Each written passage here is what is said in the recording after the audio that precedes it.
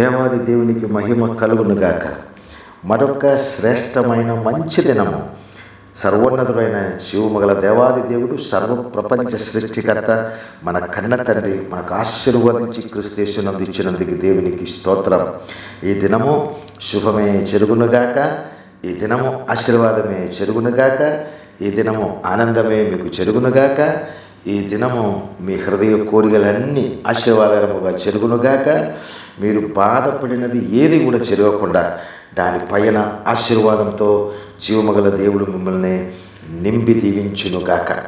ఈ దీవెన శ్రేష్ఠ వచనాలు మీకు ఆశీర్వాదం అయితే మీరు ఈ శ్రేష్ఠ వచనం స్వీకరించిన వెంటనే మీ ప్రియమైన వారికి అందరికీ కూడా ఇది షేర్ చేయండి. వారు కూడా మీ ద్వారా దీవించబడడం అది దేవుని చిత్తం. దాని ద్వారా కూడా మిమ్మల్ని దేవుడు ధారాళముగా దీవిస్తారు. ఓకే, ఈ శ్రేష్ఠ దిన జీవవచనం యెషయా గ్రంథము 54వ అధ్యాయము 17వ వచనం. నీకు విరోధముగా రూపింపబడిన ఏ ఆయుధమును వర్ధిల్లదు. ఎంత శ్రేష్టమైన జీవవచనం! సర్వప్రపంచ సృష్టికర్త అయినటువంటి మన తండ్రి ప్రియమైన బిడలైన మనతో చెప్పిన మాట ఈ ఉదయకాలం. ప్రియమైన సోదరి సోదరా, మీతో చెప్పిన మాట, మీకు విరోధముగా ఎవరైనా ఉండినట్లయితే, మీకు ఆత్మీయ, మానసిక, శారీరక, ఆర్థిక విరోధి ఎవరైనా మీకు ఎదురుగా ఉండినట్లయితే, వారు ఆలోచించిన, మీకు వ్యతిరేకంగా ఆలోచించిన ఏ కుళ్ళు కుయితులు కూడా జరగనివ్వే. జీవమగల దేవాది దేవుడు క్లియర్గా ఈ దినము మనతో మాట్లాడుతున్నారు. నీకు విరోధముగా రూపింపబడిన ఏ ఆయుధము వర్తిల్లదు.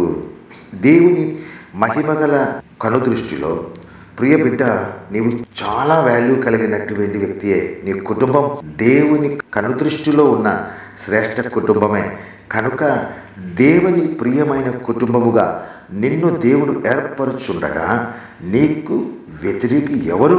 జీవమగల దేవాది దేవుని కనుదృష్టిలో నుంచి, జీవమగల దేవాది దేవుని కుడి చేతిలో నుండి, జీవమగల దేవాది దేవుని ఆత్మ మన చుట్టూ కంచి వేస్తుండగా, ఈ హై ప్రొటెక్షన్ నుండి మమ్మల్ని ఎవరి వలనే ఏమి కూడా చేయడానికి, దోషము ఎవరికి కూడా చేయడానికి అవదు. కారణము, మనకు వ్యతిరేకంగా ఏదైనా దోషము ఉండినట్లయితే దేవాది దేవుడే అదన్నీ తీసివేసి వారందరి ముందులో మనకు జయమిస్తారు. ప్రియబిడ్డ, మీకు జయమిస్తారు. మరలా ఈ జీవవచనము శ్రేష్టముగా ఒక్కసారి కూడా వినాలని మనవి చేసుకున్నారు. ప్రియబిడ్డ, దేవాది దేవుడు ఈ దినము ఉదయమే నీతో మాట్లాడుతున్నారు. నీకు విరోధముగా రూపింపబడిన ఏ ఆయుధమును వర్ధిల్లదు. అది ఎంత చేతపడి అయినా, అది ఎంత కుళ్ళు కుయుక్తులు కలిగిన దురాలోచన అయినా నీకు విరోధముగా ఉండినట్లయితే, జీవము గల క్రీస్తు నామములో అది క్షణమే మీ కుటుంబము నుంచి, మీలో నుంచి పరిపూర్ణముగా లేమైపోనుగా. కానీ మేలుతో, ఆశీర్వాదంతో, ఆనందంతో దేవుడు మమ్మల్ని నింపుతున్నారు. ధైర్యముగా ఉంటే పరిశుద్ధులు అయినటువంటి జీవముగల దేవాది దేవుడు మీ తోడుండగా, తన బలమైన చేతిలో మీరుండగా మీకెందుకు భయం?